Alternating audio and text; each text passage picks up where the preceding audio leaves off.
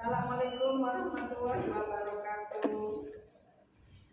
Gimana kabar kalian anak-anak kelas 12? Sehat semua kan? Ya. Kali ini Ibu akan menjelaskan tentang hak asasi manusia, di mana hak ini pasti dimiliki oleh setiap manusia, tidak memandang perbedaan atau diskriminasi. Karena salah satu sifat daripada hak asasi adalah universal. Baik ya, poin-poin yang akan Ibu jelaskan diantaranya adalah hak dasar manusia. Di sini yang pertama kita harus tahu bahwa yang namanya manusia itu semuanya pasti memiliki hak dasar. Di mana hak dasar manusia ini meliputi 3 hal. Yang pertama, hak hidup, hak kebebasan, dan yang ketiga hak kebahagiaan. Hidup pasti itu kita miliki ya. Dan yang namanya hak dasar ini, hak asasi manusia ini, negara pun ikut melindunginya. Sedangkan yang kedua, kita akan membahas tentang bidang-bidang hak asasi manusia. Artinya hak asasi manusia itu meliputi apa saja. Di sini ada hak asasi bidang politik, hak asasi pribadi, hak asasi ekonomi, hak asasi sosial budaya, dan hak asasi pertahanan dan keamanan.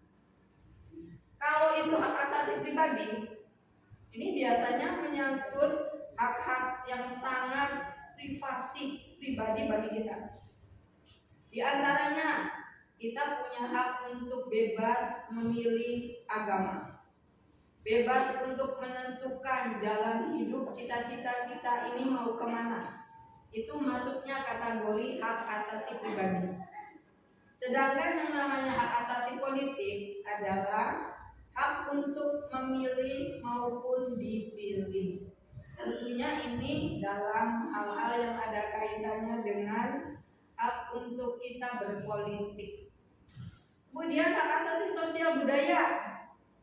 Bagaimana peranan kita dalam masyarakat terhadap budaya? Apakah itu budaya yang sifatnya nasional maupun budaya yang sifatnya dari luar?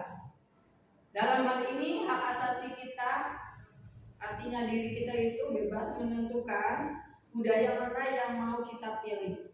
Dengan catatan kita harus pintar-pintar memilihnya. Sebab tidak semua budaya yang masuk ke kita itu bagus untuk kepribadian bangsa kita.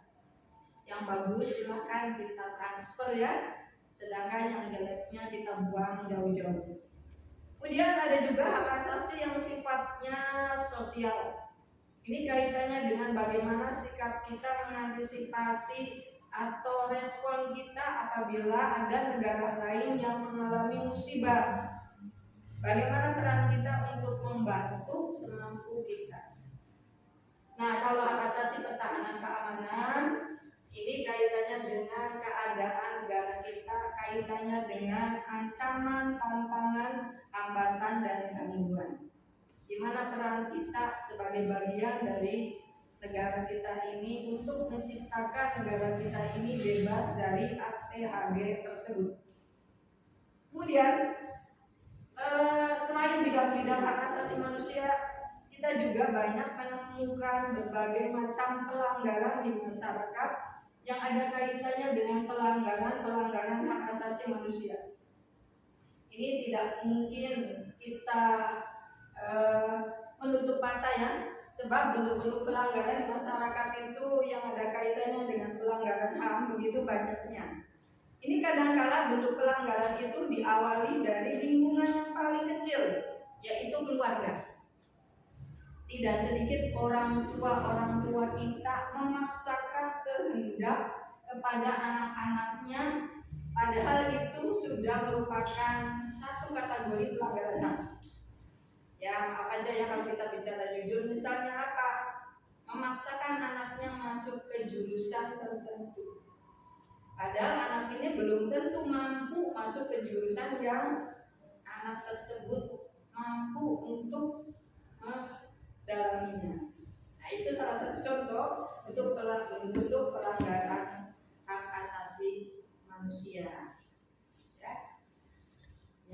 Ibu rasa untuk penjelasan Ibu cukup sekian dulu.